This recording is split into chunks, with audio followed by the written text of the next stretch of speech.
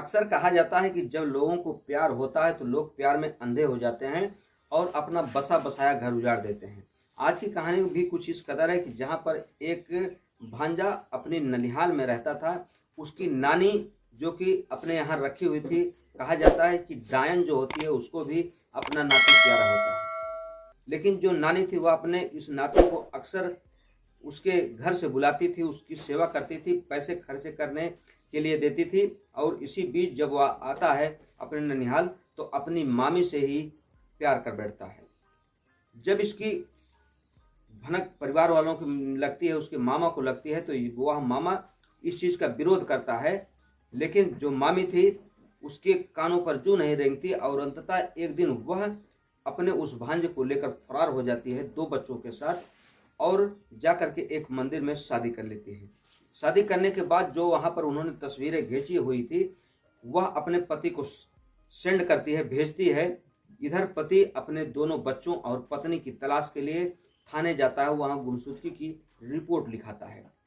दोस्तों, जब आज की घटना आप सुनेंगे तो आप भी रिश्तों पर से भरोसा उठना शुरू हो जाएगा, क्योंकि आए दिन ऐसी घटनाएं होती जा रही हैं, रुकने का नाम नहीं ले रही हैं। क्योंकि जिस भी व्यक्ति की आप शरण में जाएंगे वह सबसे पहले आपका ही शिकार करेगा, सबसे पहले आपका ही हनन करेगा।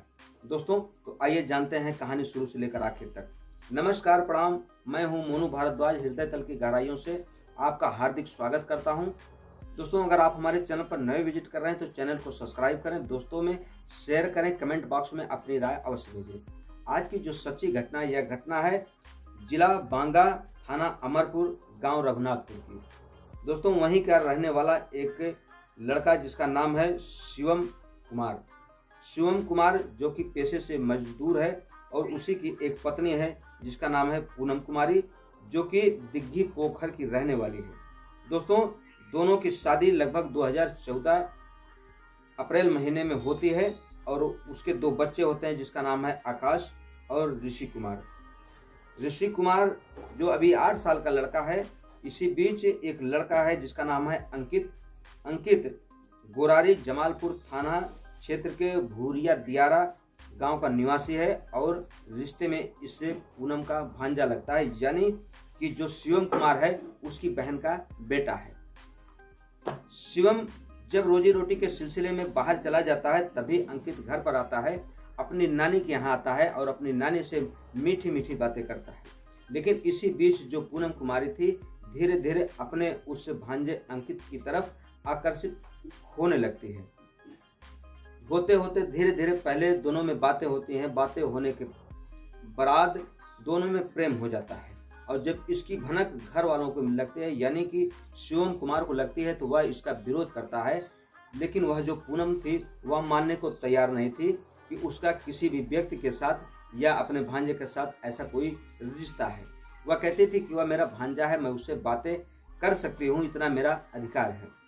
इसी बात को लेकर के दोनों में अक्सर मारपीट भी हो जाया करती थी। परिवार में जो शांति व्यवस्था थी वह खंडित हो जाती है। आए दिन किसी न किसी बात को लेकर के झगड़ा लड़ाई होता रहता था। लेकिन एक दिन 4 जुलाई 2025 की सुबह जब शिवम कुमार सोकर उठता है तो देखता है कि उसकी पत्नी और उसके दोनों बच्चे घर पर नहीं हैं। पहले तो वह सोचता है कि गई होगी शौच कराने या कहीं और गई होगी, थोड़ी देर इंतजार करता है। लेकिन जब उसको लगता है कि उसकी पत्नी नहीं है, इधर उधर तलाश करता है, तब वह जा करके थाने में अपनी पत्नी की गुमशुदगी की रिपोर्ट दर्ज कराता है।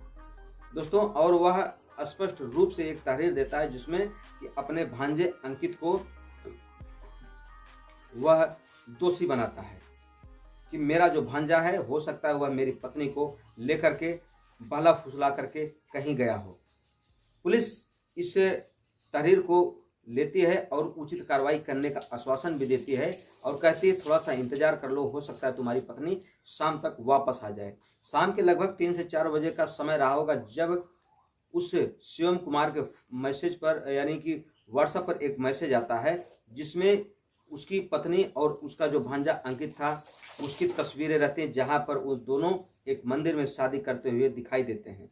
दोस्तों, मांग भरते हुए, मंगलसूत्र डालते हुए जितने भी धर्म के अनुसार जितने भी क्रियाकलाप थे सब उस वीडियो में और फोटो के माध्यम से बनाया गया था और उस शिवम कुमार को भेजा गया था उसकी पत्नी के द्वारा।